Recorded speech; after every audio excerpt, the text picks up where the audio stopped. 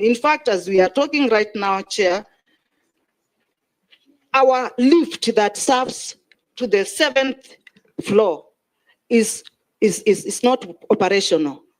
And the reason why it is not operational, we just need like 7,000 to make it operational, and we don't have that kind of money. And the reason is that we have not received our finances from the executive. Chair, by a letter dated 12th May 2025, the Speaker wrote to the Governor, County Secretary, and the County Executive Committee member for Finance, demanding for the release of Assembly funds. I have attached that copy to my letter. Today, the CCM Finance has failed to or refused to release the said funds. This is its duty under the Public Finance Management Act number 18 of 2012. To add injury to the insult, by a letter dated 22nd May 2025, the CCM Finance indicated that he will not process the payment of the county's requisitions for funds, citing extraneous and unrelated issues. I have attached the copy of his response to these proceedings. The total withholding of funds by the county executive paralyzes the assembly, and the assembly will not be able to dispense with its business as required by the law for lack of funds. In a callous, inhumane, and cruel and mindless action, Honorable Nzioka, Honorable Nicholas Kitavi Nzioka, the member of the County Assembly of Machakos, Central Ward, and the leader of Majority Party, wrote to the Executive Committee member for Finance, Economic Planning, and ICT on 19th May 2025. I have attached that copy of his letter advising the CC Finance not to remit assembly funds held in the county treasury. Honorable Nzioka is of the misguided and invalid and malicious view that the County Assembly Service Board is not properly constituted, a position which is absolutely ludicrous. Since September 2024, the same honorable member has acted dozens of times at the behest and collaborated with the same Kasib he seeks to discredit. The said letter by Honorable Nzioka is in utter context of the plight of members of the County Assembly who have gone for 3 months without salaries allowances. Some have been evicted from their houses for non-payment of rent. Others have had their children sent out of school for non-payment of school fees, and others have had their properties attached or auctioned for non-payment of debts. Due to the inhumane and disdainful alliance between the leader of Majority and the CCM Finance to deny the Assembly its funds, the Assembly is totally unable to pay for rudimentary day-to-day services, such as water, electricity, fuel, stationery, cleaning materials, communication, internet, motor vehicle maintenance, general and medical insurance, among other services. The actions of Honorable Nzioka in cahoots with the CCM Finance have resulted in the Assembly being issued with an agency notice by the Kenya Revenue Authority, crippling interest on loans taken from banks by MCS and staff, and breaking of the law by the Assembly for non-payment of statutory dues, including SHA, NSSF, and housing levy.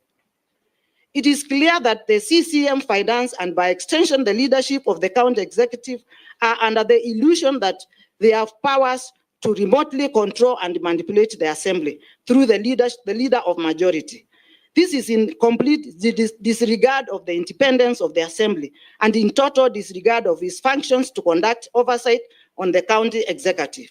The function the CCM Finance to authorize for the withdrawal of Assembly funds is not an avenue for him to exercise unlawful power over the Assembly. The CCM Finance disregarded Section 109, subsection 4 of the Public Finance Management Act 2012, which requires him to ensure that all monies authorized to be paid by the county government or any of its entities for a public purpose is paid from the account without undue delay.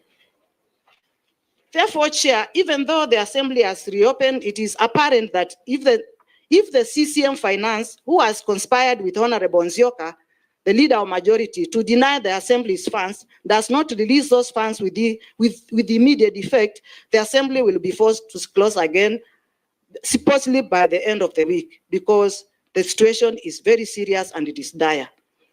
I have attached all the documents that this committee wanted to this particular document that I've read.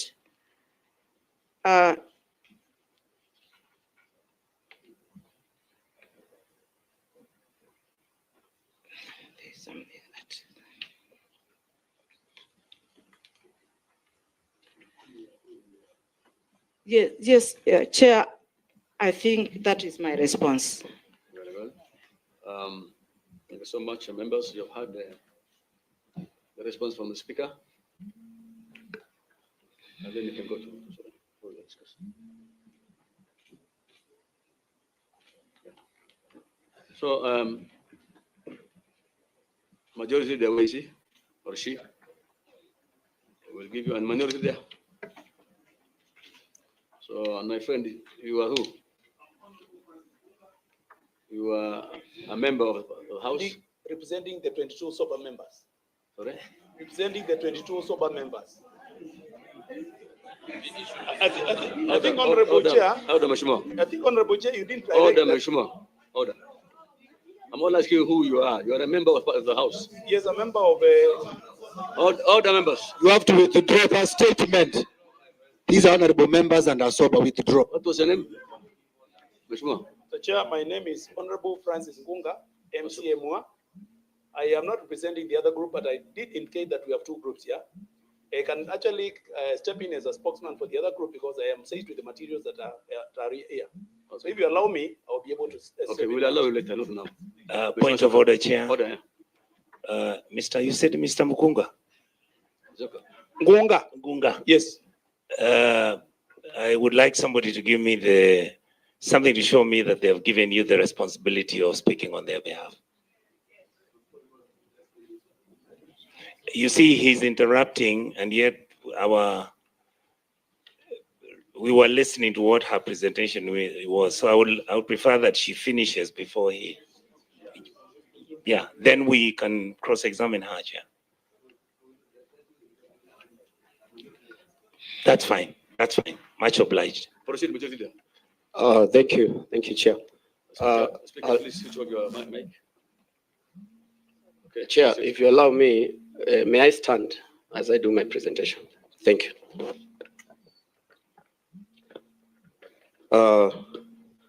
Mr. Chair, out of abundance of caution, when we received the letter, we thought we should also write something. So it's not a very big document. It's actually very small, but I'm going to read very fast.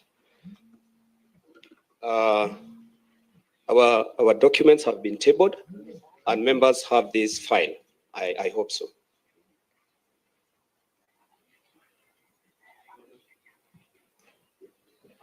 This is the chronology and legal analysis of the unlawful suspension of Machakos County Assembly and the related matters. The introduction.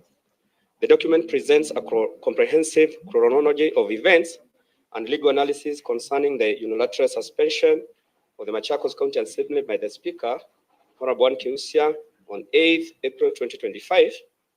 It includes the contents of the impeachment motions tabled by so far 3 members of the Assembly and grounds for impeachment and responses to the Senate inquiries dated 21st May 2025, including legal and procedural basis on which the Speaker relied upon to unilaterally suspend Assembly sittings indefinitely, implication of the suspension of legislative business, including budget oversight and service delivery to Machakos County, measures in place to guarantee the safety of the Speaker, members and staff, and to enable resumption of normal Assembly operation, whether salaries and allowances will continue to be paid to the Speaker, members and staff during the suspension, alternative dispute resolution mechanism, available for resolving conflicts within the County Assembly, the action taken by the County Executive to address the situation and restore operations of the Assembly. I'll start with the chronology of events.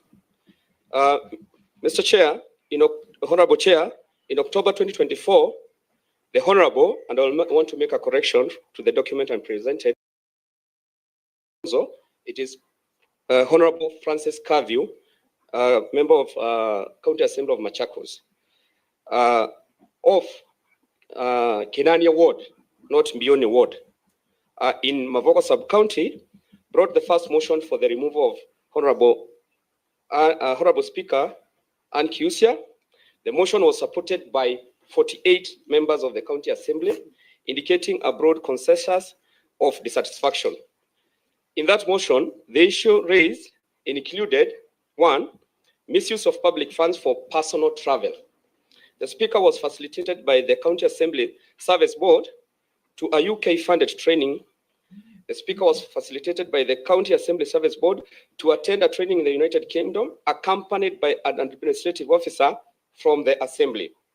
However, the clearance sought from the Ministry of Devolution listed 3 individuals, including the Speaker's daughter, who had not been approved by the board to travel. I have attached Appendix 1. It is important, which is a request for approval to travel abroad. It is important to note that... Point of order, Mr. Chair. Thank you, Mr. Chair. Maybe just for clarity and guidance, the reason we're here today is we are trying to justify or to explain why the assembly was closed, is the issues of the impeachment or the details of the content relevant to why we are here today. Yeah, maybe you can Excuse me, guide, Mr. Chair. Honorable Chair, you allowed the first speaker to give chronology of events. Order majority there. I think the member has a point, and we are all here to know why the Speaker has suspended the House and the actions taken, and how we can be able to assume. Point of information, Chair. Yeah. Before you rule on this matter, do you remember when they had the discussions about the Adani hearings? The question was it necessary to create the foundation of my argument? Let him set up the foundation. We'll see where it goes. Please, don't stop anything. We are here to find out what the issues are. Let's get to the truth. Because same issues have been raised about his character. Yes. And yes, sir.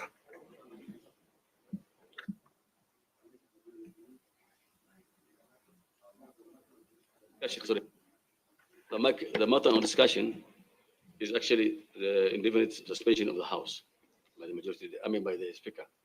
So maybe you have just a brief of the whole thing, and don't be very specific to issues, and don't mention people's names and with any ulterior motives. So just say what is there. Honorable members, I think you let the Speaker and whoever is speaking so that we have some order. And then I think Honorable Majority Leader, what you need to do, we are not actually undertaking an impeachment proceeding. What we would want is your nexus of the points you're making to the issue beforehand, which is the suspension of the County Assembly, the indefinite suspension of the County Assembly. So you need to indicate if you give us the detail, we will not go through an impeachment hearing here. You know what the procedure is. And the Senate is an appeal in this matter. So we will not discuss the detail of an impeachment motion. You will indicate to us the nexus between this and what we are looking at today. okay, proceed. Thank you, Honorable Vice Chair. Honorable Chair, can I say something before he proceeds? Yeah. According to the statement that I made at the Senate, we need answers to that statement. Has given the answers, and the majority leader now is falling to give us the answers to those questions. And I think the questions are very clear in this matter. Go ahead. Thank you, Chair. I think I'm building to that. I'm giving a background. If I do not give this, thank you. Yeah. It is important to note that the procurement requisition for travel tickets was made for 2 individuals in line with the board's approval. Despite this, the Speaker manipulated the travel arrangements, altering the business class ticket to accommodate economy class ticket, Appendix 2, for herself and the traveling party. Honorable Majority Leader, are you building a case for the impeachment case, or you are? Chairman, All the members. Yeah. I'm just building. I want for you to allow me to finish so that I show you the connection. Please also be guided. Please be guided. It would help for you to tell us that there has been an impeachment motion, and that impeachment motion links to the suspension as follows. Yeah. Now, the detail of what did what is about is something that would come to us in a different forum. Thank you. Okay, from the beginning, I said there are 3 impeachment motions, and I wanted to show you how similar they are. How similar they are. No. Order. What we want, and majority. The detail of this on who did what, I can assure you, we will not come here to any conclusion of this was wrong or this was not, because that would be about impeachment. So the way we are guiding you, you want to say there has been 1, 2, 3, 4, 5 attempts to impeach the Speaker, and the link between what he has done is this. Make your link of the impeachment motions to her decision to indefinitely suspend. Please don't cheer. This is a committee meeting. This is not a MACHAKOS County Assembly. So we would want to seriously focus on the committee business. So make your link without necessarily arguing a case, an impeachment case. Majority Leader, I want to ask you a question. Yes, Chair. The question is, you are telling us the county assembly was suspended because of the intended impeachment. I think the answer is yes. The answer is yes.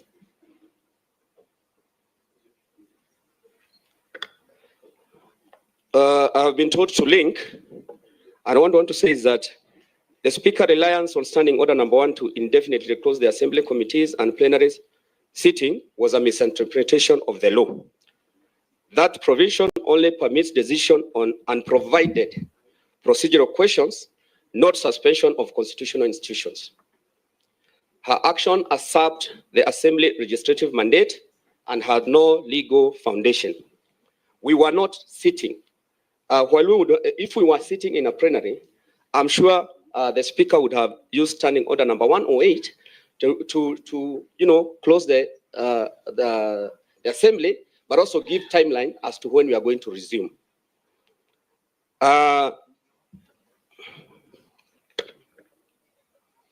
Again, while the Speaker used a unilateral decision citing Standing Order Number 1, she contradicted herself on 23rd May 2005 by communicating a purported decision by the board, County Assembly Service Board, to open the Assembly. Now, this is a scenario. On one hand, she unilaterally closes the Assembly, and on the other hand, she uses a decision of a CASIB. And McHugh, CASIB has no powers over Assembly sittings. Assembly sittings are governed by the standing orders and the Constitution. The County Assembly Service Act, Section 9, limits CASIB's functions to providing administrative and support services, constituting and staffing assembly offices, budgeting and preparation and budget preparation and implementation, promoting constitutional values in public service, and not legislative or committee programming.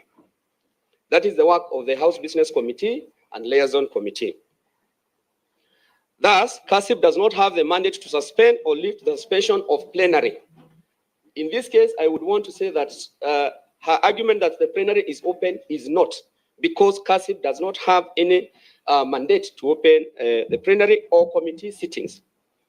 CASIP does not have mandate to determine assembly calendar or override standing orders. The Speaker invocation of CASIP decisions to manage legislative sessions is an abuse of office and violation of doctrine of separation of powers.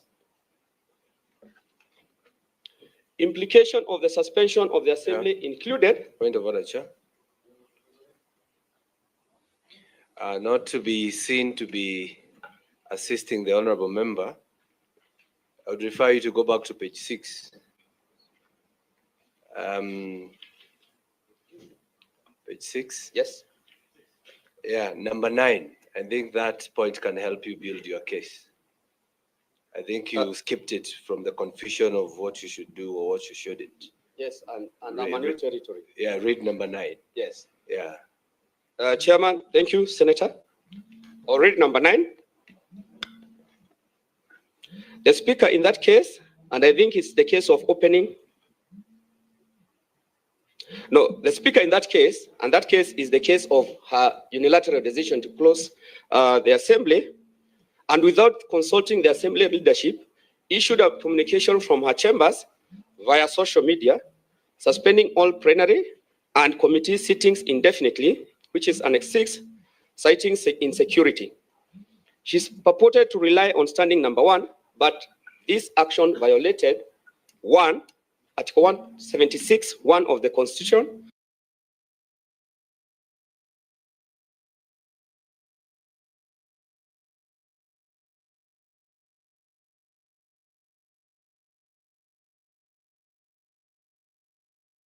no bills, motion, or statutory instrument could be considered either by the plenary or committees of the Assembly.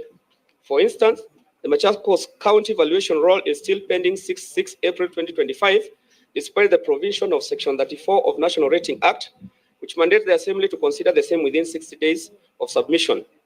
Failure by the Assembly to consider the roll within the stipulated time, the same is deemed to have been approved, thus depriving MCAs an opportunity to exercise their representation role. Budgeting delays.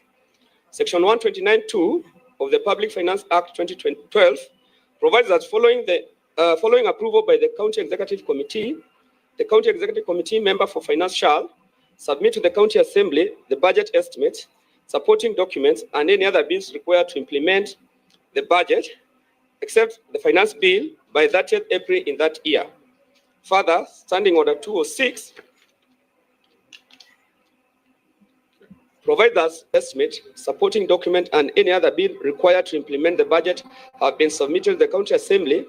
They shall be tabled in the Assembly within 3 days of submission, thereby committed to each sectoral committee to consider, discuss, review, and make recommendation to the Budget and Appropriation Committee within 21 days.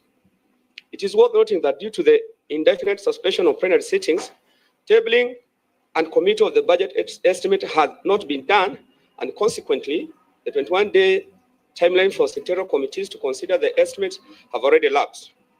This therefore means that the indefinite suspension of the plenary and committee sittings has delayed the budget making process by around 24 days. The House is currently on recess and expected to resume its regular sittings on 10th June 2025, according to the approved Assembly calendar. The implication of this is that the budget estimate will be tabled, committed on 10th June 2025.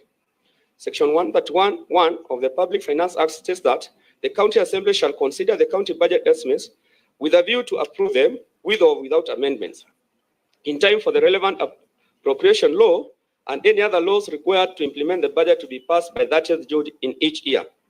The sectoral committees and the Budget Appropriation Committee will have to consider the estimate, interrogate the respective departments, conduct public participation, take the views of the county committee member for finance, and pass the budget estimate in only 20 days, which is definitely not sufficient. The same fate will reflect on the already submitted second supplementary budget estimates for the financial year 2024-2025 to align the adjustments and ceiling to the CARA 2024 for both the executive and assembly. Oversight obstruction. Committees could not investigate or review executive operations. Service delivery impact. There would be delays in infrastructure, health, education, and other sectors tied to the assembly approvals. Measures in place to guarantee the safety of members and staff. Throughout these instances, there has not been any formal threat assessment. The Speaker did not formally engage any security agencies or formally request increased protection. The Sergeant at Arms and the Administration Police continue to provide routine services. In our opinion, neither the Speaker, the members of Assembly, or the staff are under any security threat. For the salaries, allowances will continue to be paid to the Speaker, members, and staff during the suspension. Payment of salaries and allowances is the responsibility of County Assembly Service Board, chaired by the Speaker, which is a statutory body with the responsibility under the County Assembly Act number 17 of 2017. It is not to note for the committee, the Speaker provided evidence that the majority leader wrote to the CCM Finance stopping disbursement of equitable share to the Assembly, what is due. I want to put it to the committee that I do not have such powers as a majority leader. I cannot stop any disbursement. Number two, I also want to inform the committee there is a standoff between the CCM Finance and the County Assembly Service Board on the matter of the fourth and fifth member of the board, because the Speaker insists they have, they are legally there. I want for the committee to know that their contract expired September 2024. And as you may know, senators, the life of a board, is in sync with the life of the Senate cycle or Parliament. So they were actually supposed to have ceased operating when we assumed office, but they continued to cling into the office, citing a contract. But the contract expired in September 2024. That is the standoff. I wrote the letter. I did not write the letter to stop any disbursement. I wrote out of abundance of caution, to let the CCM Finance know that I think the fourth and fifth member are sitting in the board illegally. The CCM wrote that letter, but the board has refused to reply. All they need to tell the CCM Finance in writing is whether the fourth and the fifth member are in office legally. If they are not, they should also say that, and then the CCM Finance is going to make a decision. So the ball is actually in their box. They have not replied to that letter by CCM Finance.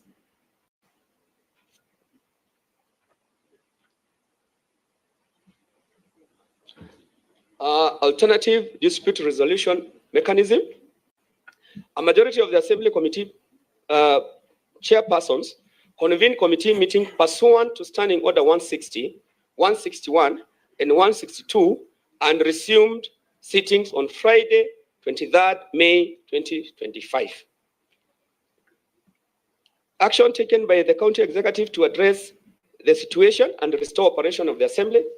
In our opinion, the County Executive does not have any role under any statute to convene committee and or plenary sittings. Conclusion and recommendations. The suspension of the Machakos County Assembly by the Speaker was legally and procedurally flawed, lacked constitutional basis, and continues to impair governance and service delivery. Therefore, the Speaker should be held accountable for abuse of power and violation of constitutional principles. The Speaker should allow the procedural process of her motion be given fair hearing and present her facts to exculpate herself from the issue raised. Number three, HASIP should be restrained from overstepping its administrative mandate. Number four, the fourth and fifth members be restrained from attending board meetings, and the board the board having been constituted after the election in 2022. Number 5, any monies illegally expended to the 4th and 5th members of the board be recovered or surcharged as per the law. Thank you, Chairman. Leader. And then Minority Leader. I only want to give you one few minutes. If you are in if you are in agreement with the Majority Leader, because I can see your name, I've signed this document. So I don't think you need to have time. You are already in agreement, is it? Thank you, Chair. I will be very brief, and I will take the shortest time possible. How many minutes? We request you only add what What has not been said by majority, Yes. if you are on the same side. Honorable Speaker, Honorable Chair, I want to be very brief, and I will start with the first question on the suspension of the Assembly. And Honorable Chair, I know it is good to go straight where the problem started. On 8th April, we end the House Business Committee, which is usually chaired by the Speaker of the County Assembly. Honorable Speaker, we end in a forum to approve the business that was supposed to be tabled before the House. Honorable Speaker, during that meeting, the Speaker tried to start dictating and directing on what to come. And Honorable Speaker, I refer you to standing order number 174. Honorable Chair, standing order number 174, which does not give the Speaker any power to take a vote. MACHAKOS standing orders number 174. If you have this, you can confirm.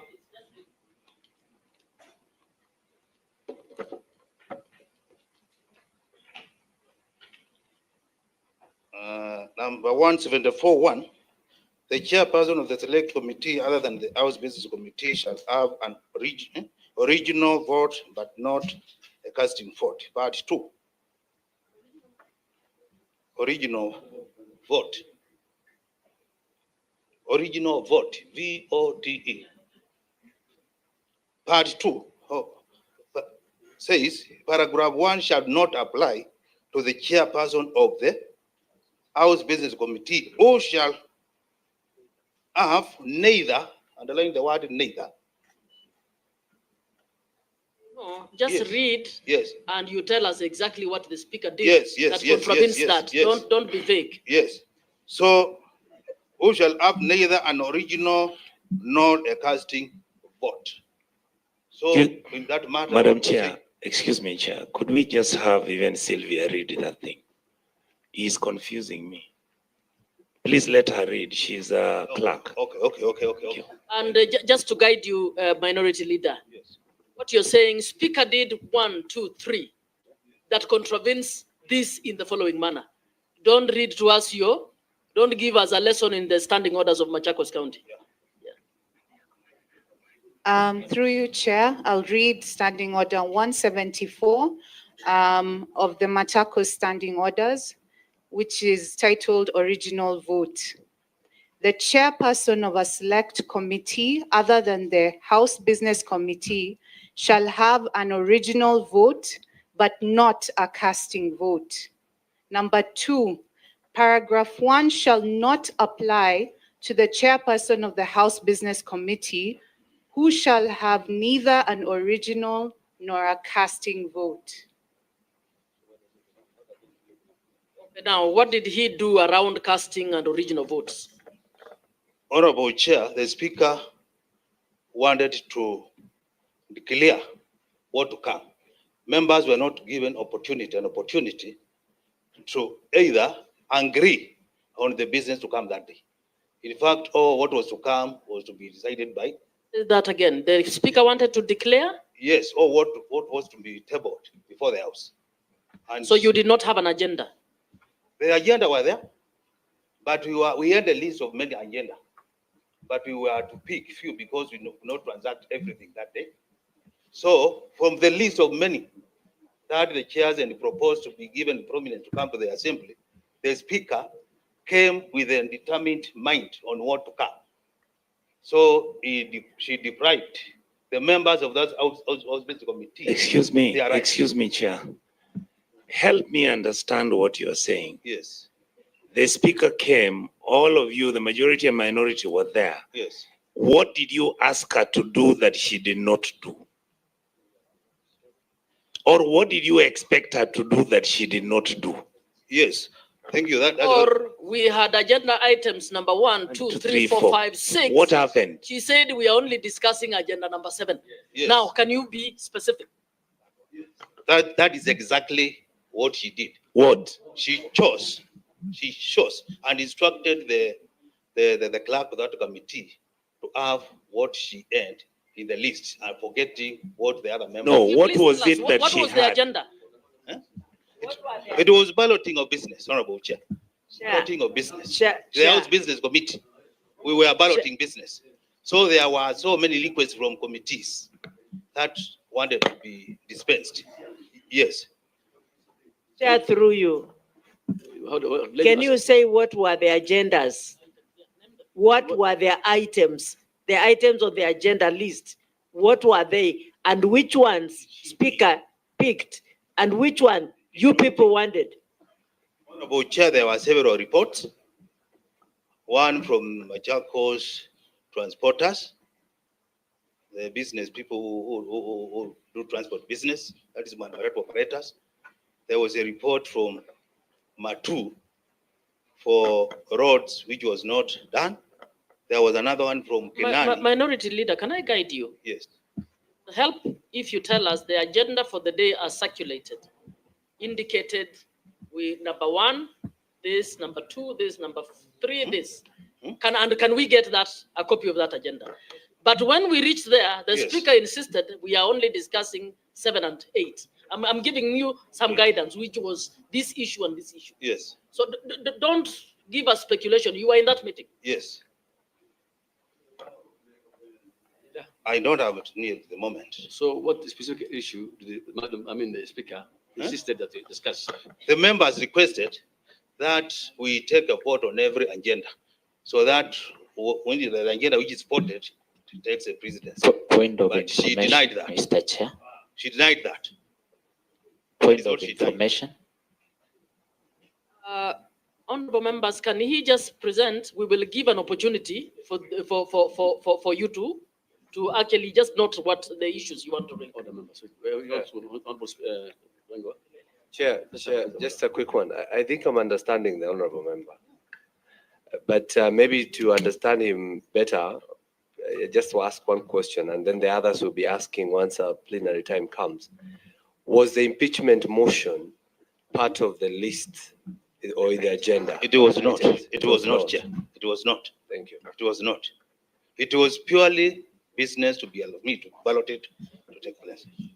Specific order was she insisting on that we discuss other than the others? What was the specific order? Eh? What specific order, agenda was the speaker insisting to be discussed? The process was flawed because she came here, she came there with an decided mind. You are not That- helping us. Yes. Can you tell us, she wanted us to discuss this issue and not this issue? You are not capable of saying that. Chair, Point of information, Chair. Chair, may I assist? Point of What information. what the minority leader is saying, in a normal committee, House Business Committee meeting, once the committee starts, the prayer has done communication of the chair, we ballot for business. We ballot for business. When business number 1 came, if we will be allowed, we'll provide that agenda for that day. But the speaker interfered with the balloting. That's what we are saying. He wanted an agenda. If number 1 suits her, that's what she wanted to be brought before the House. If number 2 doesn't suit her, she did not want it to come to the House. Yeah, question, very Yes. simple question. Yes. What specific agenda she had in mind? I'm requesting, Chair, that we be allowed to table the agenda for that day later. and we would tell you, if you allow us, which one she wanted to be brought before the House and brought before the House. Okay. On the other thing I would want to clarify about that is that in the House Business Committee, how many are in support of agenda number 1? You raise your hand, it is balloted. She refused to give us that opportunity and dictated to the clerk, do agenda number this, and this is what is going to come to the floor of the House. Thank you, Chair. Please. Okay, thank you. So, Mr. Chair, it is important. Please, we have ruled on this. Let him finish. You get your chance. Thank you, Chair.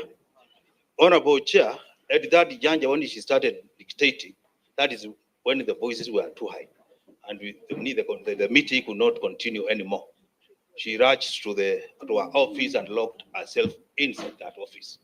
Honorable Speaker, Honorable Chair, later in the day, we saw a communication which was suspending the House together with committees. And Honorable Chair, the articles or standing order cited in that communication is standing order number 1 and standing order number 2. Honorable Speaker, Honorable Chair, the standing order number 1 gives the Speaker power to do that or to make that determination while in the chamber.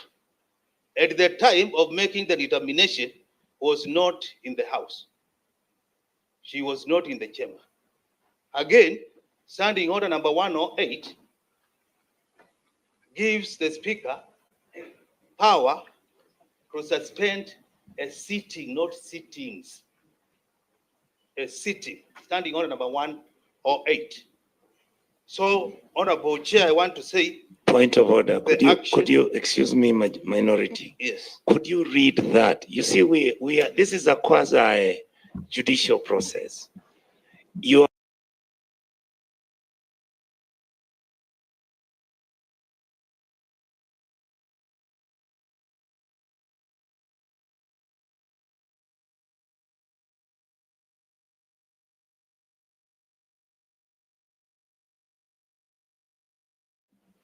Standing order number 108, grave disorder in the assembly.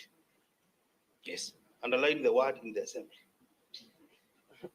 In the event of grave disorder arising in the House, underline the word House. The Speaker. Talk to your Speaker, sir. Yes, thank you. Thank you, Sylvia. Help me. Standing order 108, titled Grave Disorder in the Assembly. 1. In the event of grave disorder arising in the House, the Speaker may adjourn the House forthwith or suspend any sittings for a period to be determined by him or her. And 2, in the event of grave disorder arising in the Committee of the Whole Assembly, the Speaker shall resume the chair forthwith. Point of correction. Point of correction. I'm sorry, Honorable Chair, we are also benchmarking as we are tackling with this matter. I want to say she has read sittings, but in our standing order, it is sitting. Yeah, it is sitting. Yeah, that is correct. So they are want to So it's sitting. Yes, sitting. Sitting. Yes, that means it's singular. Thank you. That is the clarity I wanted. Thank you. Thank you, Chair.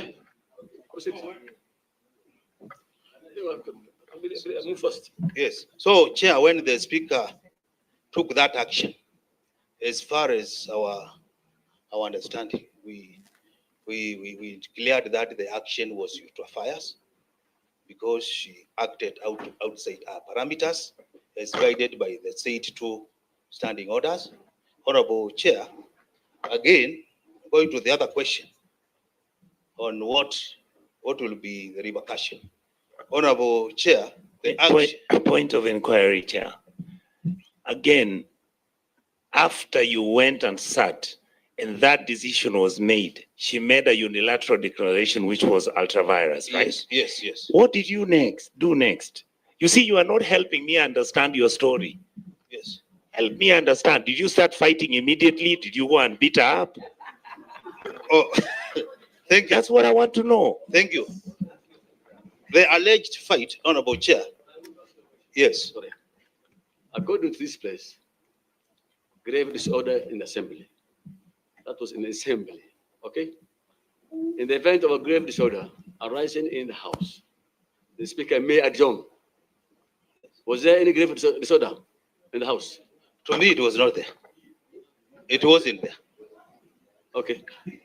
And we were not, for information, we were not in the house. Chair, what they should clarify is, were they in the chamber? Where were they holding this meeting? Just be clear. Point of information, Chair. Honorable Chair, we were in the speaker's boardroom, not the chamber. Not the chamber. And all what transpired. Okay, now tell us. So then the speaker did not allow balloting, and you said the voices went up. Eh? Yes. Was there a physical fight of people thereafter? That's what we need to hear. Yes. Majority has kept saying anything about that. Can you tell us thereafter what happened? Honorable Chair, I am one honest guy.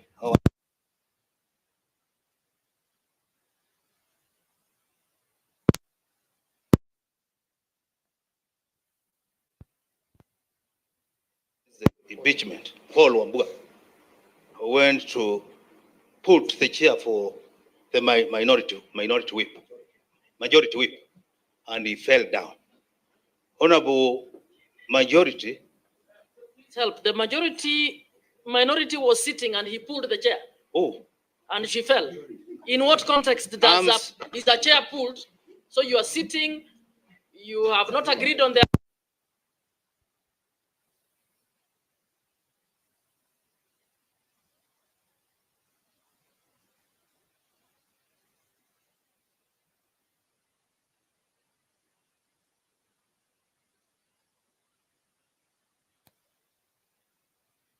Majority whip was seated to one Honorable Paul Wambua. So when the voice was too high, Wambua raised up and they pulled in the seat. These are movable seats. They are not fixed in this one. Why did he was sitting? No, he stood up. Okay. So he made him fall down. So the majority leader went to pick him up. So as he was doing so, he was hit by one Francis Kabi, the MCA of Kenyatta. Then from there, the deputy speaker also went to separate them.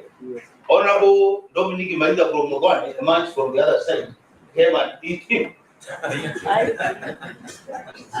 Yeah, that's exactly what transpired. So that's when the speaker ran to our office. Nobody touched her. Nobody touched her. Yes. So she went to our office and locked the door. Okay. With the two members, this one Honorable Kabio and Honorable Wambua, they locked themselves inside. Members said they want to see the speaker and maybe they will understand what is happening. Okay. But she locked herself there. Don't you the video? I think we have had you. One more point. One point. Yes. The action taken by the speaker has been deprived 1.4 president members of Machakos County their right to be represented because they cancelled their vote to represent that chamber. So the action of closing the chamber or suspending the chamber is to deprive the members their right to be represented. Again, Honorable Chair, the action also frustrated, or it has been frustrating the operations of the county because there are bills which have constitutional timelines which need to be passed by the Assembly. Honorable Chair, it is good to note that the budget was tabled before that house, between the office of the clerk, was brought to the office of the clerk on that day April, and up to date.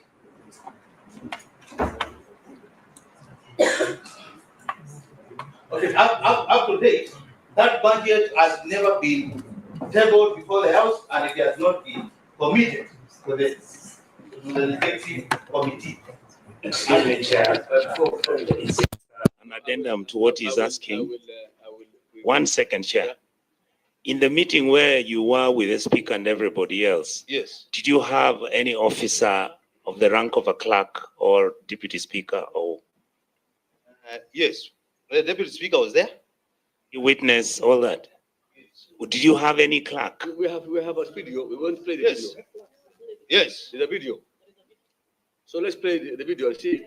No, the reason why, Chair, is if I ask him and he lies to me, the video may not help me.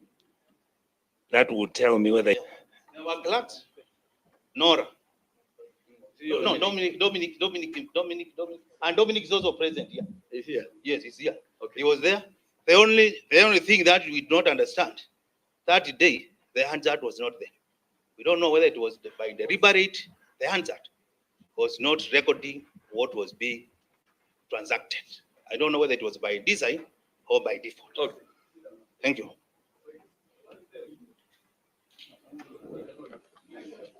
Honorable Chair, point of information, Honorable Chair. If you allow, 1 point I've left here. Order. Sit down first. It's just an omission. If I beg, I beseech. Honorable Chair. After closing and suspending the committees, the speaker forgot that she is a member of the county assembly. She said no traveling, either within or outside. No meeting. She has been calling CASIF meeting.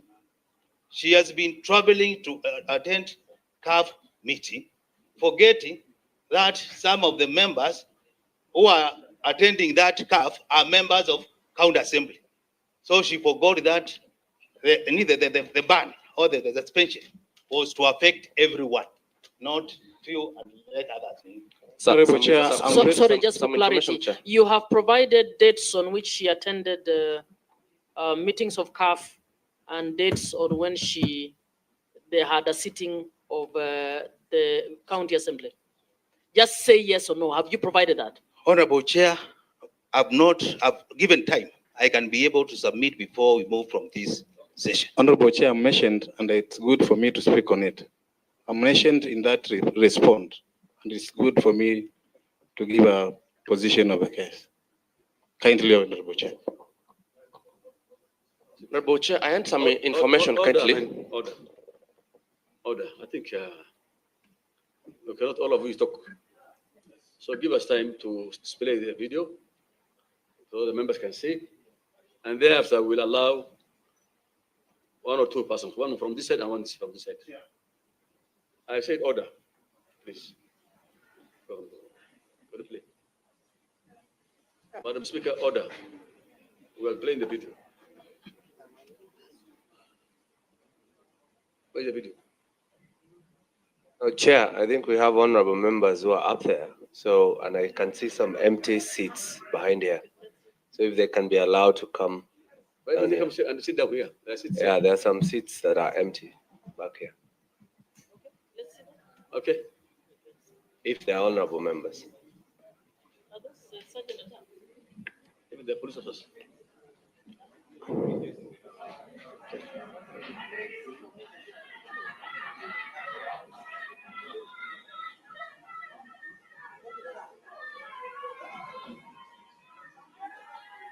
Mr. Chairman, Mr. Chairman, I wish you could just give me some minutes so that I point out something. I'll give you. Okay.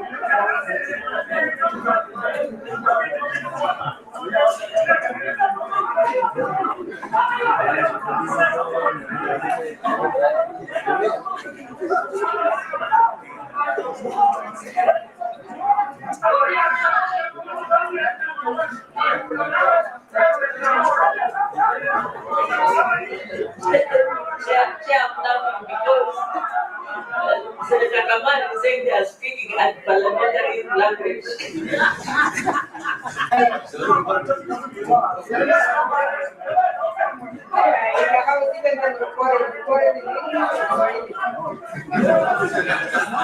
I think, Chair, we can stop it there before we make our children hate everything we do. And Mr. Chair, are we safe, Chair? Are we safe as a committee, Chair? Chair. Chair? Mr. Chair. They are all here. They are all here, Chair. Chair, point of The information. Chair, point of information. All the members, please. I'll give you time.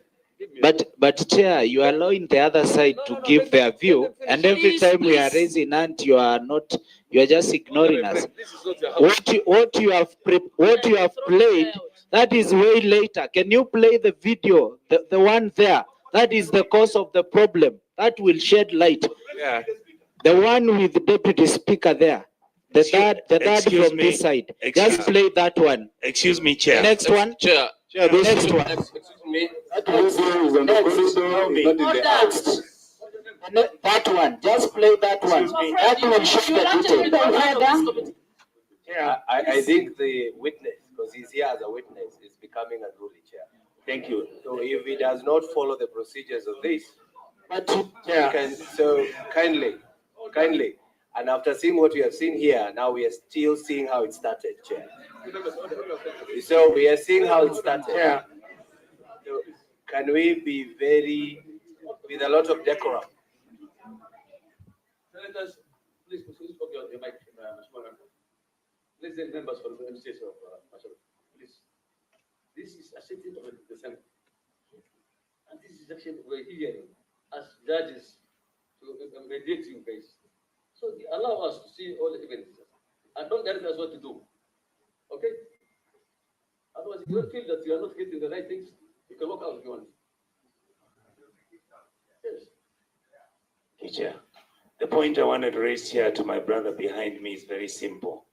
The other side is making their case. Allow them to finish. Come and make your case with your videos. I don't know why you're getting upset that they're making their case. Come and debunk their case. So why are you making noise behind me? And actually, Chair, when we invited the County Assembly of Machakos, we invited the Speaker and all the members. And the members do have leadership in that County Assembly. So we did not call a member as an individual. So we don't know which side we are discussing, Chair. And it feels bad if we as a Senate were being disrespected and the members we have seen trying to throw chairs over there, they're behind us. So Chair, we might even return them back there. So Chair, we ask for decorum. And members of the County Assembly, I'm a former MCA myself before becoming a senator. So kindly, everybody will be given an opportunity. But the moment you try to show the chair that you can direct what the chair is supposed to do, you are declared a threat to this committee. So kindly hold it. We were cool, but we can equally shout, but we choose not to. Next time, Thank you. I'm going to take out. Please, let's respect one another. With all due respect, we'll give you time. Okay.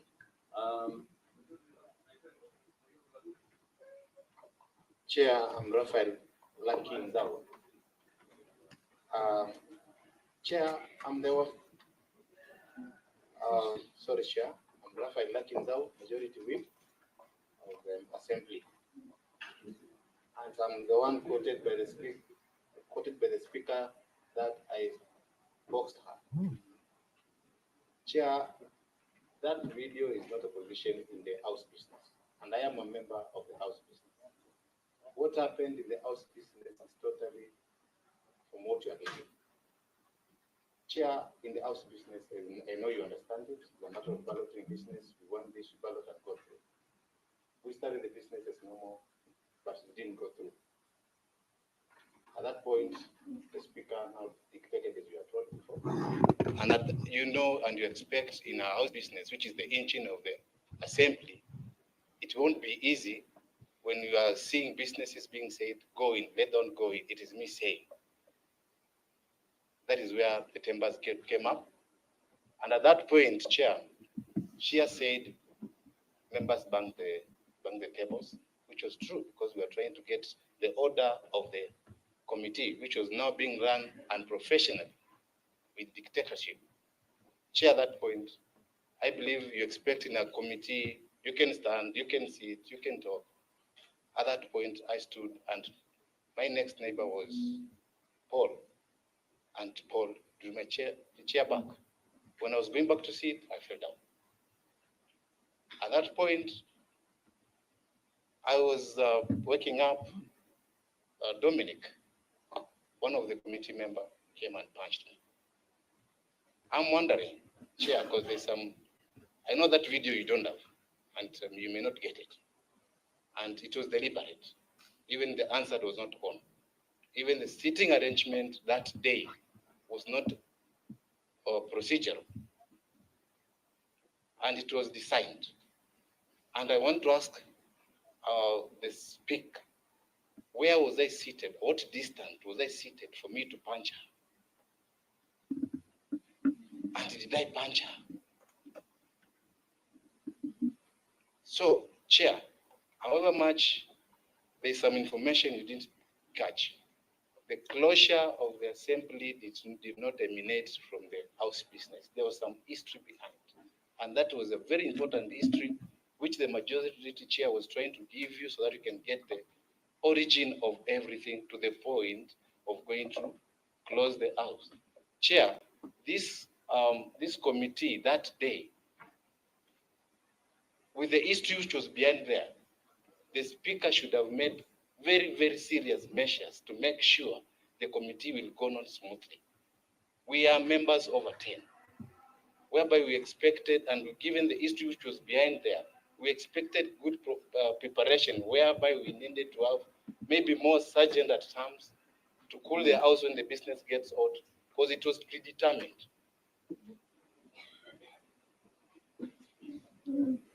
Chair, this was not there. We had only one sergeant at arm to control over 10 members, which is not possible. We had the seating arrangement designed for problems and chaos.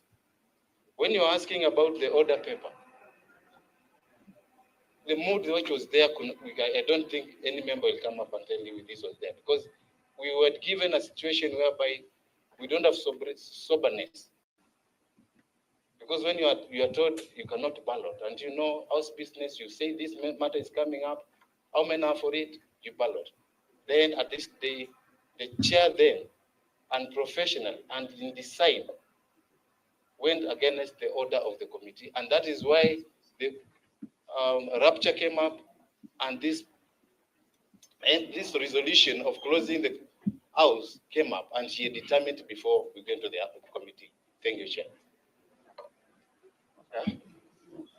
Further information, kindly, as the Deputy Speaker.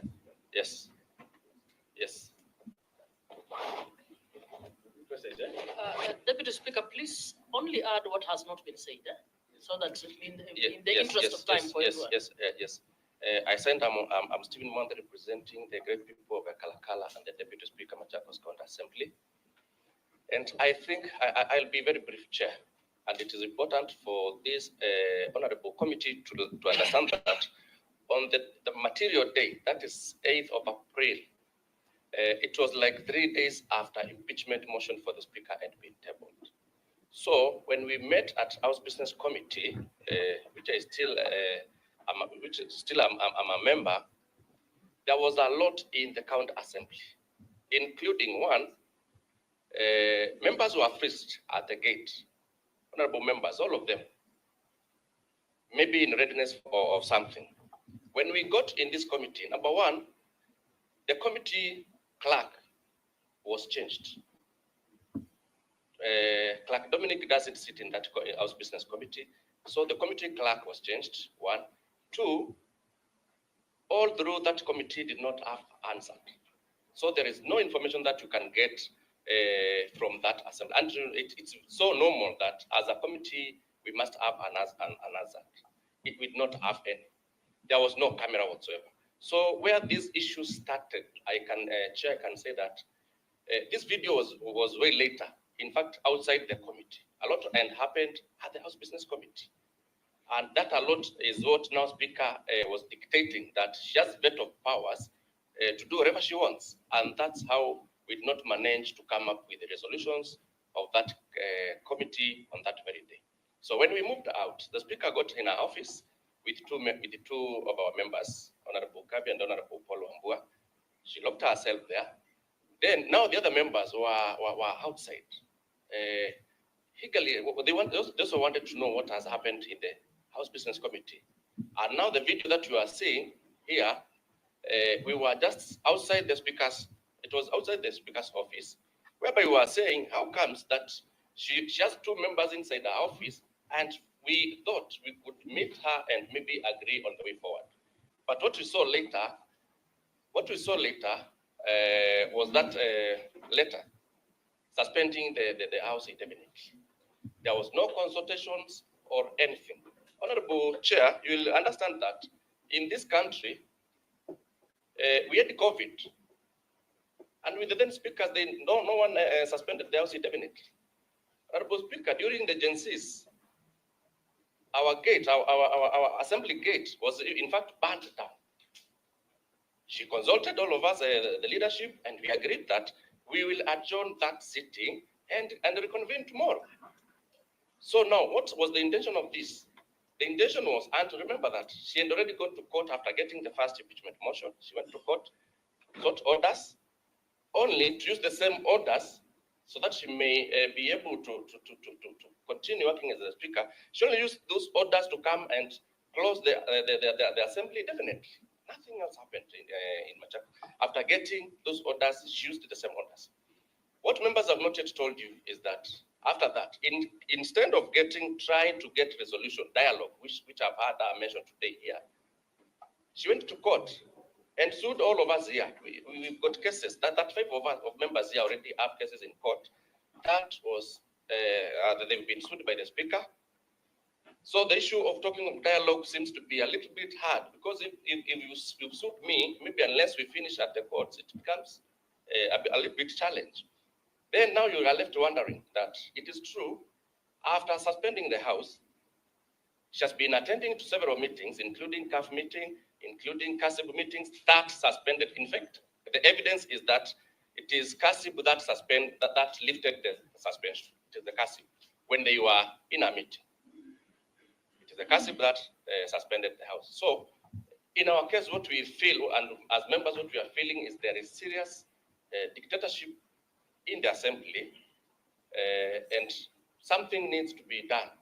In fact, personally, I've got more than 3 cases in court, personally, and several other members, that 5 have cases. And now you are left wondering, you got court orders to come and maybe start looking for a way of calming down those issues. Instead, you just go to court. Is that solving any problem? The answer is automatically no. So she's not ready to solve any problem. And now that's where we are now. You get orders and use the orders just to suspend the House. But last week or Thursday, as members, we said that we needed to reconvene using standing order number 161, which gives directives on how to convene a committee on Thursday last week. And we said that as members, we'll start sitting in committees so that we may continue executing our constitutional mandate. Then, when we met on Thursday, you've had from her report saying that she will not pay for committee sittings that were not undertaken. Reason being, and if you read That's hearsay. It's not hearsay. It's in our it's a report. In our report. Read it then. Read it. Unless I get the folder, I don't have it with me. But I heard her saying that it will not be paid. It was in the last paragraphs. The meaning of that is that she will not pay for those committees. And 18 committees sat in the assembly on Friday last week. If you read what Kasib said on that very day, the resolutions were that committee sittings and plenary be lifted immediately, with immediate effect, to be precise, with immediate effect. B was foreign and domestic travels also be lifted with immediate effect. But down there, there was a disclaimer that committee sittings should resume on Monday. Committee sittings should resume on Monday, 26th, which was yesterday. So you are left wondering, you see we are being micromanaged, that even in committees we can't sit.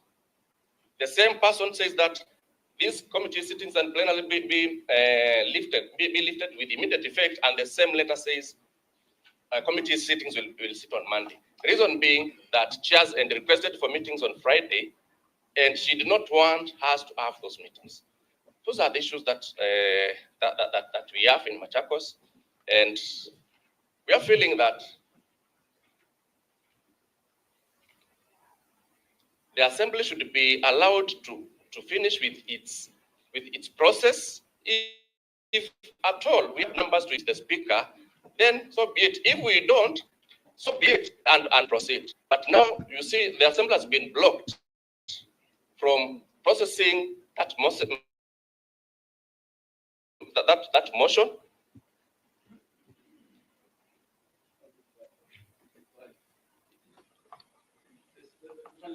Yeah, and with me here is dates for CASI boarding meetings. One is 12th May, CASI board meeting at Speaker's Boardroom. On 14th May 2025, enter meeting at Speaker's Boardroom. And 22nd May, enter meeting at Weston.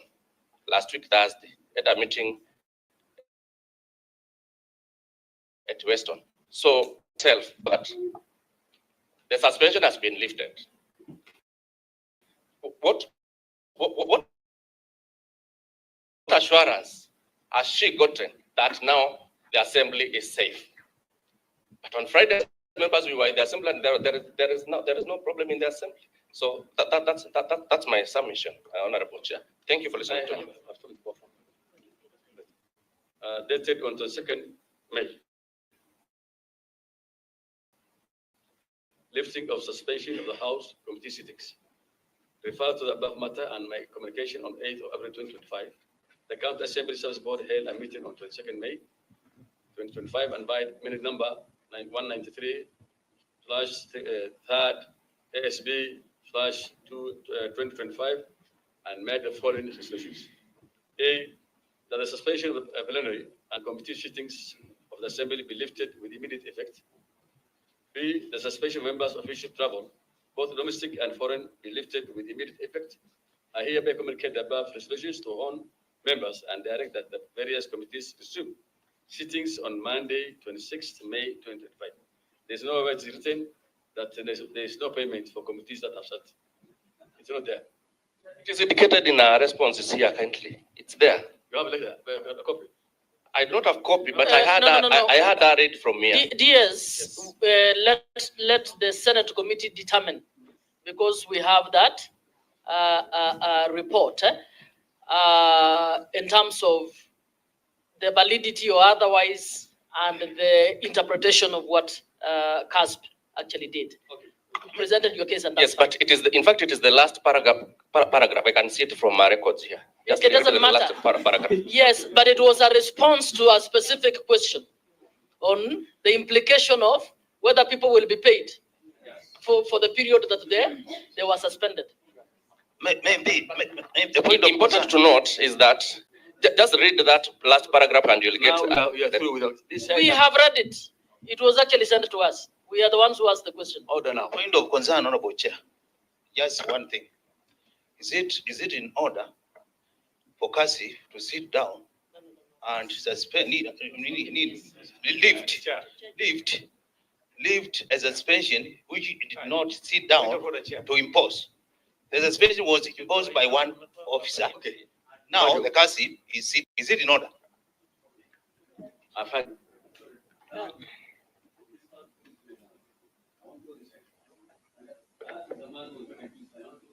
Chair, you are not unanswered. Thank you, Mr. Chairman. I want to ask, tell me your name. Yes, I will. And what position you hold? Yes, I will. Mr. Chairman, my name is Honorable Francis Muga, MCA, Mua Ward. And I want to indicate that, Mr. Chairman, the Machakos County Assembly, and I hope the members will give me time so that I prosecute, saying that the Machakos County Assembly is actually divided into two now. Those who are the proponents of the removal of the Speaker, and those ones who are opposed to the removal of the Speaker. So if the Committee on Devolution can actually be seized of that opportunity to look at it from that point of view, I think we'll be assisting this House to know what took place that day. For example, I would say the day that we are talking about that morning, the leadership of Machakos County Assembly, all of them, including everyone, sit in the House Business Committee. And so that is where the chaos emanated from. Our members were in the Assembly, grounds, forensics, doing our business as usual. We did not know what was taking place in the House Business Committee until we saw some members flying out of the House with bandages, running to report. It is then that we realized that there was something that was taking place. Mr. Chairman, I want to say, when we got to understand that there was chaos around there, of course, because the motion had been tabled in the Assembly, that 3 members had signed for the removal of the Speaker. 22 members are not signed for the removal of the Speaker. And that we are saying that the 3 members who are proposing the Speaker should go were the ones that were creating chaos, and the other members that you have heard that were opposed to the removal of the Speaker were now defending the Speaker. I want you to look at that divide. The clip that you have just played there, Mr. Speaker, because the Senator here is very embarrassed by that clip. The members that were opposed to the removal of the Speaker went to assist the Speaker move out of that. That was a clip that was a 5 in the evening.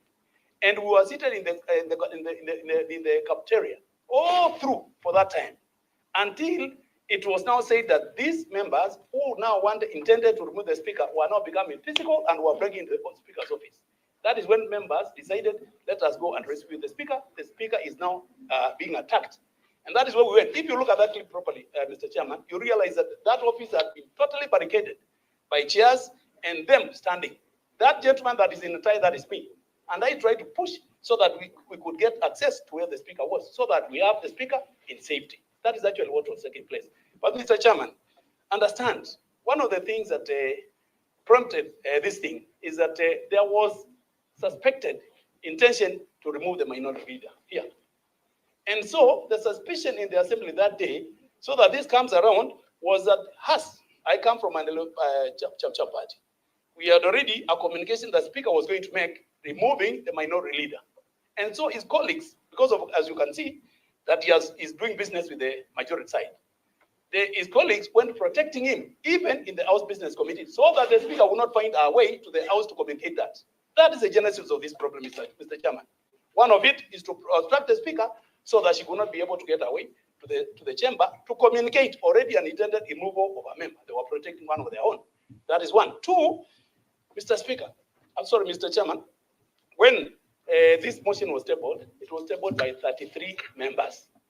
The threshold of the same cannot be 33. And so because they could not be able to prosecute this motion in the House and outside the House, what they intended to do is to frustrate the operations of the Speaker. And this is what happened. Now, the 22 members that we are seeing here, Mr. Chairman, we are actually opposed to the removal of the Speaker because we saying the procedure that there is was not procedural, blah, blah, blah, many things. And that the Assembly now got this divided.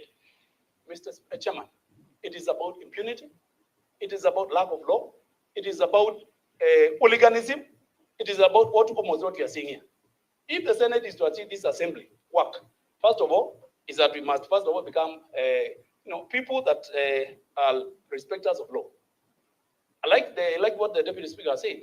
If they do not have the numbers, so be it. Let them speak. If they have the numbers, ask who are opposed to the removal of the speaker have no problem. If they ever attain the numbers, let them do it and bring it to your Senate for the approval. We have no problem with that. But as it is now, Mr. Chairman, the numbers have failed them.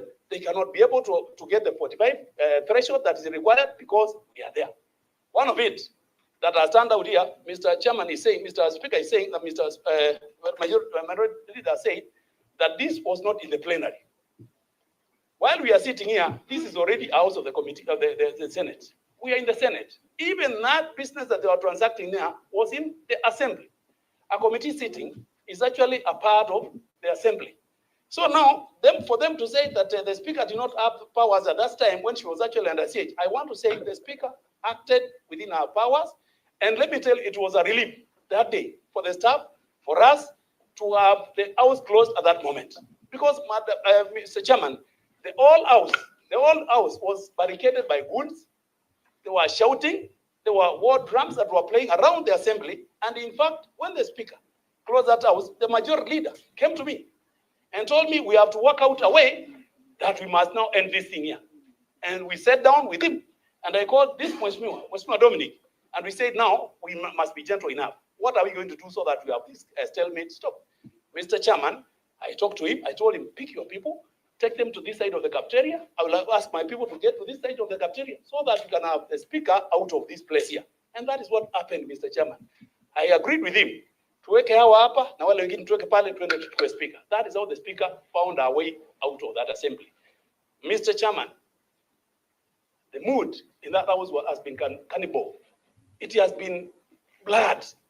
There is no way that we could coexist unless we get an arbitrator. Now, when it comes to the people that are supposed to be arbitrate, they have interest. You talk about the county government, they have interest in the removal of the speaker. This I want to say, because this emanated from the summoning of the CC Finance.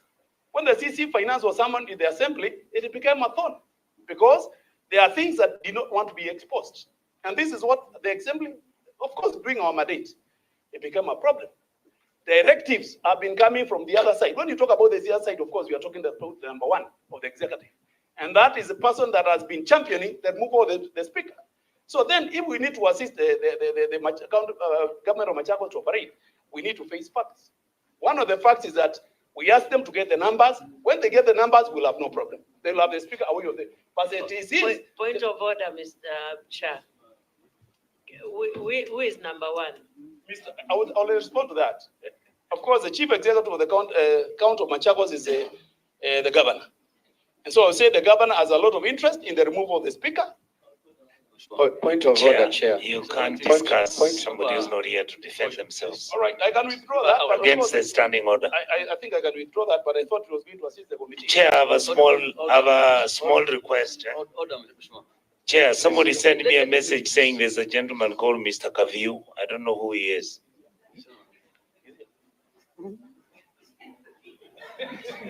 The guy told me to move away from him. Order.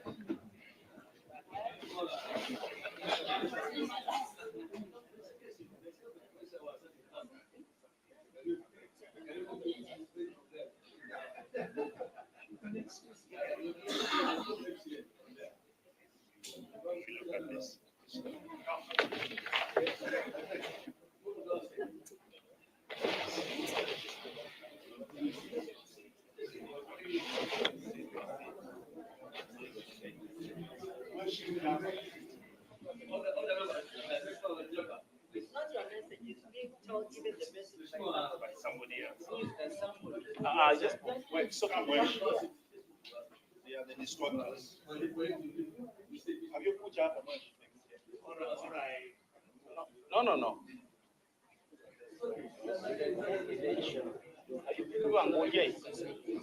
Stop writing those messages. And then, Chair, I'm just wondering as a point of procedure.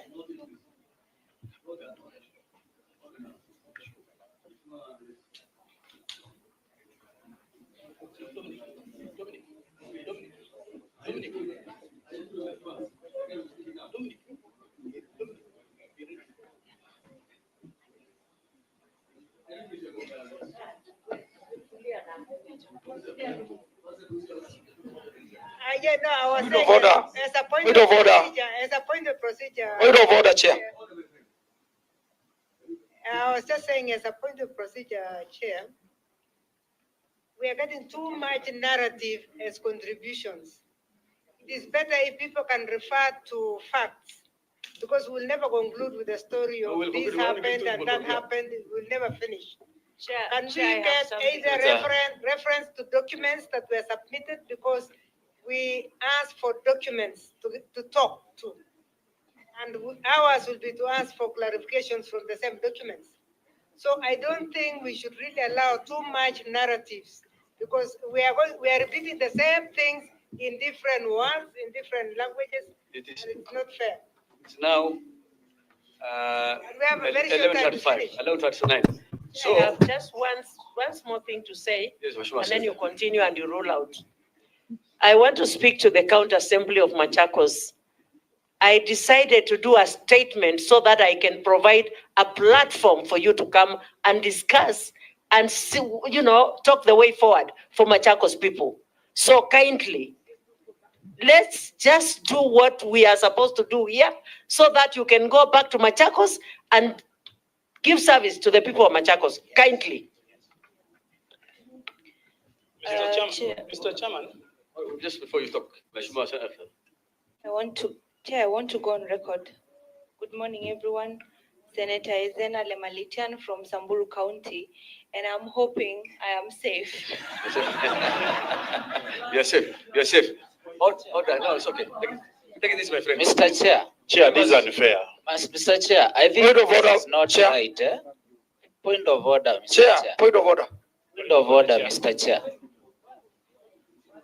No, Mr. Chair. Is Honorable Kavyu? I'm Honorable Kavyu, Mr. Chair. I don't We are understand. sorry for that. No, it Why is are you very profiling wrong. him? Sure. Just sit Because down. I've been sitting calmly there. It's okay. So it is wrong for the Just sit there, senator. sit there. Don't worry. You're safe, and it's safe now. No, it is very wrong. Take this. Order. Am I safe myself? Because who are those who are sending I messages? don't know who is it. So No, but it's wrong. we'll ask later who It is is it, and we'll take action. Thank you, Mr. Chairman. But of course, we also. Order. Point of order. Yes. My friend. Order. I'm not giving. I'm not Mr. giving- Chair, I think the chair is setting a very bad precedent. Because what happens if all these other honorable members get SMSs that the people sitting behind them, and it is one team, are a threat to their security? We have solved the problem. My friend, sit down and then order. Order, Mr. Order. I'm giving you 5 minutes. No, that's good enough. So, Mr. Chairman, please, other than what I think the senator said that we are giving a lot of narrative, we are legislators and we are here to defend our position. And that is what I want us to be heard, because you gave us time to come here, and Mr. Chairman, we traveled and we left. So then, Mr. Chairman, please hear us. And so we are saying, Mr. Chairman, you need to appreciate that that house is, and actually the idea and all this, what we are talking about is about the impeachment of the speaker, nothing else. If that is solved, and if that dealt with, then the County Assembly of Machakos will sit pretty. Mr. Chairman, I want to donate the other 4 minutes to Honorable Dominic to be able to assist me in prosecuting what I intended to. Mr. Chairman, please, with your permission. Thank you, Honorable Speaker, Chair, and the members present. First and foremost, I want to take this opportunity to thank the Honorable Chair and our Honorable Senator for finding it needful to invoke the provision of our Constitution under Article 96 of the Constitution, which mandates the Senate to undertake serious and a lot of interest in terms of safeguarding the interest for the county government. So I want to appreciate and applaud you for that. It's unfortunate that today Machakos County Assembly is again at the upper house, being a member in the first assembly after the promulgation of the Constitution. We came here again to follow the proceedings of the impeachment of the deputy governor, the first deputy governor of Machakos. It is quite unfortunate and called for. Instead, would have been called to come and discuss pertinent matters that can advance devolution, party matters that can make counties work better and county governments, but instead, we're coming here to discuss matters that would have been solved internally with a lot of sobriety. And I want to start by requesting my fellow honorable members. Can we sober up? Can we reason as honorable members? Can we reason as members of county assembly under the county government of Machakos, elected, given positions by parties to further and enhance devolution? Simple. The events of 8th are still very much fresh. I'm a member of the House Business Committee, and I thank the leadership through the majority leader for giving me the opportunity to serve in the House Business Committee for 2 years running, where I have a lot of interest, where I also served in the first assembly. And I have a lot of vast understanding of the procedures that happen in the House Business Committee. And as honorable senators should recall through the chair, we learn through presidencies. Once you set a precedence in running the affairs of the Senate and the affairs of the National Assembly, that precedence always reoccurs. Even in judicial proceedings, we always learn from precedents. And a precedent had already set in Machakos County Assembly. When we go for House Business Committee, I want to explain just within a minute about the procedure is well known. The procedure for committees in the Senate and the procedure for committees in the National Assembly is total replica. It starts with prayers, motions and whatnot, statements and everything, communication from there. It's the same procedure. So it happens in Machakos County Assembly, and it happened before. And actually, I'm surprised. The same leadership seated here have already set a precedence that we always follow. So once it is read out, we unanimously agree and pass it on. That is exactly what was fired on the 8th. What has been happening. But on the 8th, it was the inverse. You see, issues that are coming up, we need to get the history of the proceedings that resorted to be where we are today. Honorable Speaker, on behalf of myself, I want you to convey my sincere appreciation to the Speaker of the Senate and the Speaker of the National Assembly for one good reason. Because they have not allowed to be held hostage. They make communications, they run the assemblies as per the standing orders and the powers conferred to them by the Constitution. It is on the inverse in the Machakos County Assembly scenario. The honorable members seated here who are the assembly leaders have held the Speaker ransom for the last 2 years. And that I can confirm. And I would wish you even have a private session with her and get to experience what she has been going through. And at that point in time, when she realized that she is losing trust of the assembly. Point of order, Chair. Protect me, honorable chair. Point of order, Chair. Chair. Protect me, honorable chair. Because Please let him make his case, sir. You made yours. He actually spoke without interruption.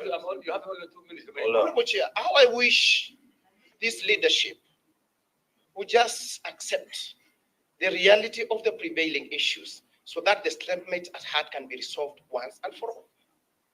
The Speaker has been held hostage for 2 years.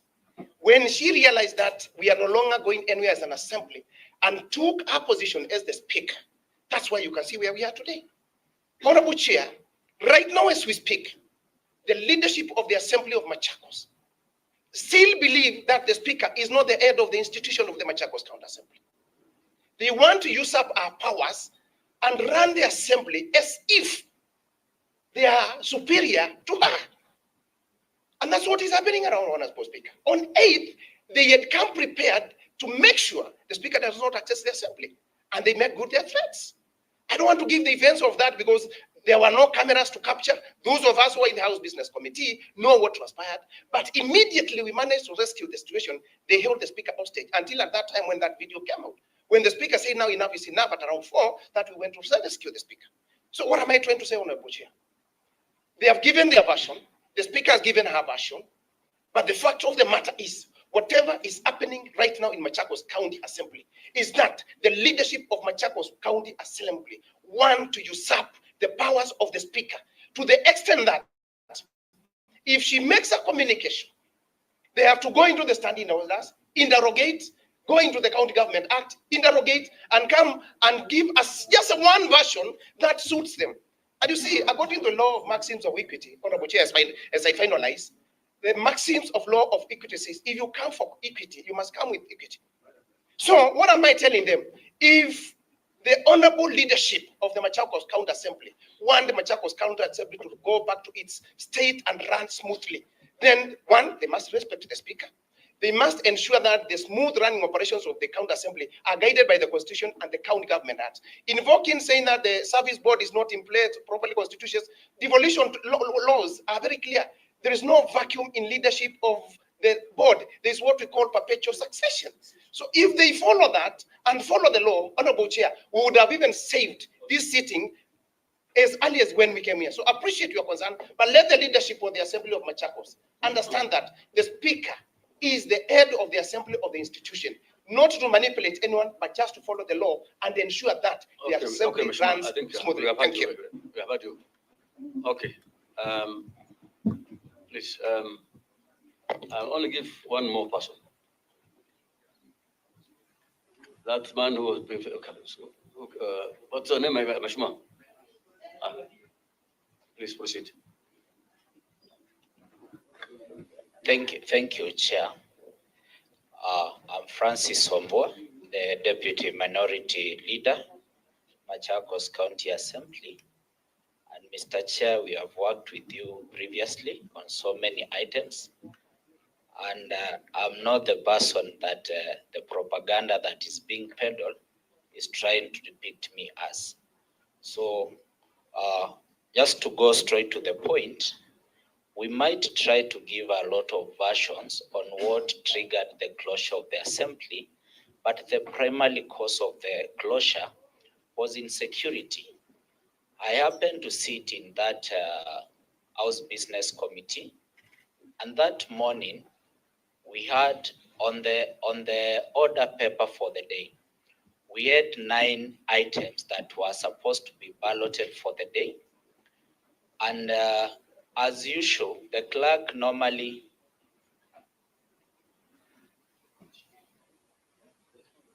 Senators, can we listen in silence, please? That morning, when the order paper was provided for balloting, normally what happens, we'll read through the agenda, we'll get a seconder, but on 8th, it was rather a different one. There was a lot of tension. So when the clerk read the first item that was supposed to be balloted, the majority of the side, first they had indicated that that particular day, we must vote by either by acclamation or even through any other available means. That is true what they said. But now the challenge came. Out of all the 9 items, every item that was being read, they shot it down.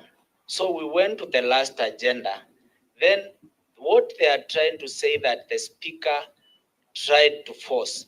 After the 9th item, that is when the Speaker asked us, then if you are refusing to ballot everything, what do you want? Because we must have an item for the day so that plenary can proceed. So everything, the team led by the majority leader, they kept saying that can come for another day. And it's only that my phone has gone off. But if you look at the items that were being balloted for the day, all the 9 items, they were things of county importance and that were touching on the people of Machakos. So when the Speaker asked, then what do you want us to ballot? If you are refusing, we must have an agenda for the day. That is when chaos broke up and people started banging tables saying that the Speaker doesn't have the veto powers to tell the House Business Committee on what to do. So at that point, I was seated to the Honorable Majority Whip. The Speaker was seated there, I was next, he was next. So at that point, that is when he stood up. I don't know what his intention were, but he charged toward the Speaker. Either he wanted to snatch the order paper, or maybe, as others are saying, maybe the intention was to harm the speaker. So when he stood up, that is when chaos broke. The people who were sitting on the other side, the majority stood up. We also stood up, and chairs were flying all over, and everybody had to defend themselves. So when that fighting started, there was fighting. Let nobody lie to you. We exchanged blows, and everybody was trying to protect themselves. But the minority whip was injured by the seat, because when he tried to resume after rising, that is when he missed his seat and he was knocked by the table, edge of the table. Then, wind up, please. Then, so basically what triggered the closure of the assembly is that insecurity. And when we called the police, when the police came, they were under strict instruction, and the OCS informed you. Of course, you have heard them saying that when the fight broke, everybody was trying to escape. So I didn't make in time to run out of the boardroom where we were sitting, and people were fighting there. So if people had attacked you, you couldn't risk going through them, because the people on our sides were not there. So I went to the speaker's office, and when the OCS came, the speaker asked for one thing: can you protect me so that I can execute my mandate? And the OCS replied that I've only been instructed to make sure that people don't break into your office, so we don't have instruction to take you there. Then lastly, maybe just for a second, then the other issue why we could not consult as leadership, the entire leadership, that time the fight was between the speaker and part of the leadership. So it is like the case that happened on 25th of June. There was no time to consult whether the people who are in the parliament should vacate, because the situation at hand only called for people to run for their safety. And it was evidence that that particular day, nobody was safe. So we had to vacate the assembly so that we can figure out. And nobody is against us resuming. We all want to fulfill that mandate, but we must agree to disagree on what needs to be done. And finally, Senator Onyonga, we really I hold you with very high regard, and I'm disappointed that you could just accuse me for nothing. That was wrong and low. Thank you. Chair, can I get a right of reply? Chair, can I clarify something? Chair, can I clarify something? No, I'm not talking about this. I'm only clarifying about Onyonga and Kavyu. Whoever sent that message knows that Kavyu is called Kavyu. So I think it was a joke. That it is a joke. I know who sent it. I know who sent it. I know it's a joke. So No. yeah. It is wrong. It's Methu. It's one of our senators. And he has joked with him. Senator, but he that did not was take not the a joke. joke. So that is it. Anyway. I think since was wrong. Chair, since my name has been That is mentioned, I have a character right to assassination. reply. Yeah. Chair, That's my name character has been mentioned. Can I get a right of reply? On record, Chair. Chair, allow me to go on record. All right, thank you very much. My name is Paris Tobiko from Kajiado County, a member of this committee. And let me also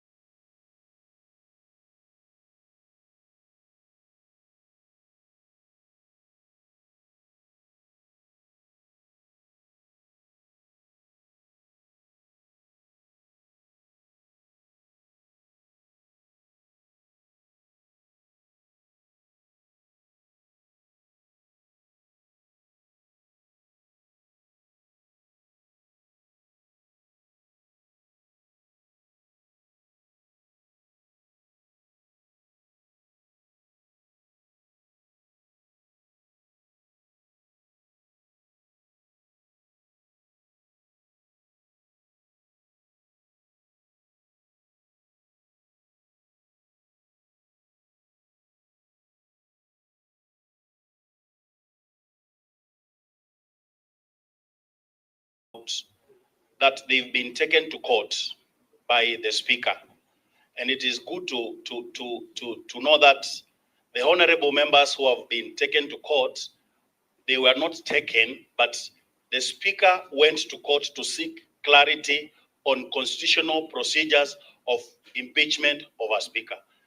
And out of that, out of the fight that ensued, it resorted to contempt of court. So it is good, so that it goes on record, that the speaker did not deliberately go. And as I finish, I want to throw a gist in the whole matter. If the members believe that they need 40 members to impeach the speaker, I believe we are all of us here. Why can the deputy speaker sit there and we prosecute the matter here? I said it's a gist. Chair, we are not discussing impeachment of the speaker. Please, as it. It's out of order now. I will close, my friend. That's the of course now. Mr. Chair.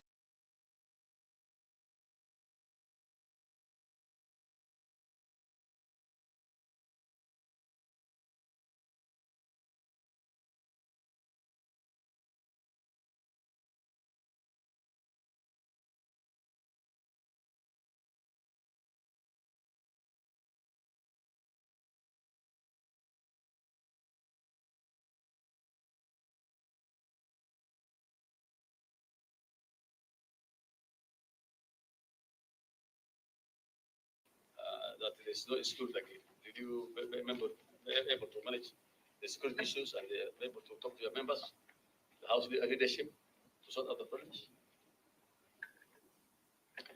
Thank you, Honorable Speaker and members. The County Assembly exists to represent people, and the county government executive exists for purposes of service delivery. The two institutions have interdependent responsibilities to carry out in order to ensure that service delivery is achieved in their county. Basically to say that you are in the positions you are in, not for anything else, but for purposes of providing services to the people of Machakos. Now, the entire country is in that period when budgets are being discussed. Service delivery is carried out via budgets. The procedure for passing those budgets is prescribed in law. It is statutory, both for your own county assembly budget and the county executive budget. Now, I want to ask the speaker whether you have done a calculation around the statutory requirements in terms of the procedure relating to the budget. And when you invoked Standing Order 1 to suspend the county indefinitely, whether you factored the need for the processes around budget to happen within the times they're supposed to happen without any cosmetic arrangement around issues like public participation. And to tell us, now that you have recalled the House, 30th June, which is the far end of the budget process, is in how many days? Do we have adequate time for the budget process of Machakos County to be carried out in a satisfactory manner? That is number one. Number two,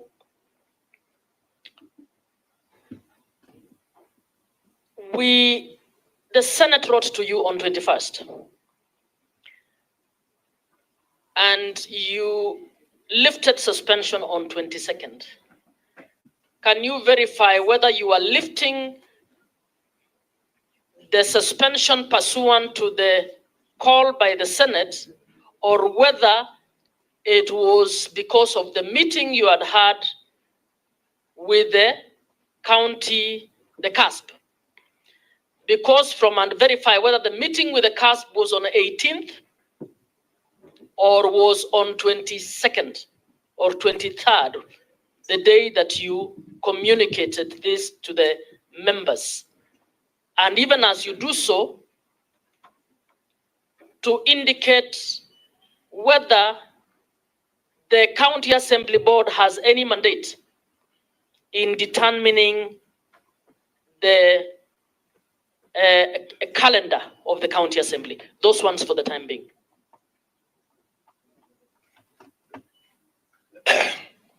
Thank you, Chair. First of all, I would like to just make a small statement that I come here with a lot of respect for everybody who has come here. I take positions which may be controversial. To be very honest with everybody here, the matter that was forwarded to me, I did not get the joke, but I was as scared as anybody would get scared. If somebody writes and says there's somebody behind you, be careful. So my reaction could have been, but I hope that Mr. Kaviu will continue being my friend, because I have nothing personal against you, sincerely. Thank you very much. And I have respect for all of you. Chair, I have two questions. One, Madam Speaker, I've tried to put myself in your mindset.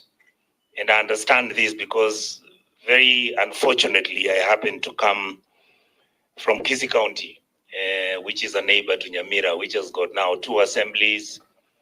They have got 2 speakers. They have got 2 messes. One group meets in a bar, another one meets in the bus park. What I'm asking all of you here, and indeed, Madam Speaker, do you think your problem is administrative or is it political? So I would want you to give me that clarity, because I've tried to look at the issues and I seem to feel like we are dealing with politics. So I am asking for you, what is your thinking? And in this case, I would like you to explain to me so that I'm able to understand where you are, because there'll be a follow-up meeting after you have answered later. Number 2, Chair, this second question is really about the Speaker, but it has with the people who work in the Speaker's office. So I wanted to ask the officer who is the clerk, and I'm happy he's here. When you were meeting with the team in the House Business Committee, number 1, was it a normal, practical, daily operationalization of your activities? And I know that the clerk is the part of the legal team that advises the Speaker. What did they advise you in terms of the decisions you were making? And the last point that I wanted to discuss is that I failed, and the Chair, I failed, maybe she could answer that. The impeachment submissions highlighting the preparation for her impeachment is on the 20th. Are we together? Majority is on the 20th, isn't it? When were you having the House Business Committee meeting? Which date was that? It was the 8th on, all right. So I wanted the Madam Speaker to answer me from this perspective. Do you think that when this team was coming to discuss with you the events that took place on that day, were they preparing to still continue to impeach you, or do you think you actually mismanaged what they requested you to do? Thank you. Thank you, Chair, for the opportunity to participate in this discussion. First, I want to thank Honorable Maitha. Is it Maitha? Yes, for making one very good statement that if we were sober, that people need to sober up to finish. And I kept asking myself, Madam Speaker, you had an opportunity where you did reconciliation. The governor actually intervened. Now I'm hearing governor that, governor this, but I'm seeing in the documents that there was a time when there was intervention. What exactly, what happened to that intervention? Why didn't we proceed to build relationship at that point? Because you didn't have to be here. I say this, Mr. Speaker, because I've been to this assembly. I've had lunch with this team when we went for the speech of our senator, my colleague, the senator. Actually, I went for education, and then we went for her speech to the assembly. And I tell myself, these great people of Machakos, why would they be dividing themselves this much? Because everybody has a different role. But let me ask a few questions. One, the lifting of, first let me ask about the resolution that was used to suspend. When you suspended, what was the implication on the calendar of the House? What's the impact? And how are you going to address it? How are we going to recover time that has been lost? Because you lifted it in the middle of recess. But in lifting it in the middle of recess, having lost time, did it occur to you that you would have actually lifted and brought the program early so that you recover time? Because, you know, time lost is time lost. So can we know why, whether you have a plan and a program for the House to proceed? And then after lifting, we are informed, and I wanted you to just clarify that in one statement because it's not clear, that when committees sat, they are not supposed to be paid. And yet it has been lifted. Is it some misunderstanding by the leadership? Maybe they didn't understand what the lifting was meant to be. The other one was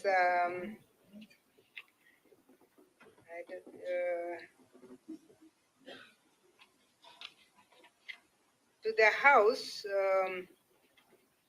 House leadership. It's neither here nor there whether you want to remove a minority or a majority. You have your own rules of how to do it. I don't even understand why removing a minority and a majority is a big deal, because you are the ones who make the decision. Also, even removing a speaker is not supposed to be done with the kind of fights that we saw there. You have seen us remove governors in a very decent manner, and we've been doing handshakes with the same governor before he comes in. He goes out when he's no longer a governor, but you can go better, because some of the things that you are doing are just going to destroy the image. Not to mention the fact that Nyamira, this Senate could actually suspend Nyamira, the whole Nyamira assembly, because we have the powers to do that. So why are we insisting on issues of remove so-and-so and remove so-and-so in a very bitter way when the rules of procedure are there? You have your standing orders, and you can do it without hitting at anybody. Yeah, let me leave it at that for now.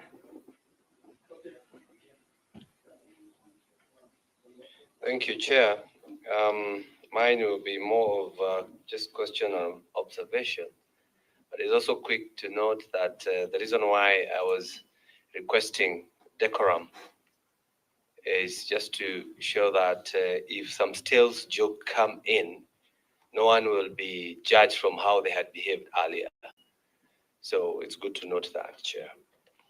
My issue, the problem in the County Assembly of Machakos is more of political or moral issue than legal.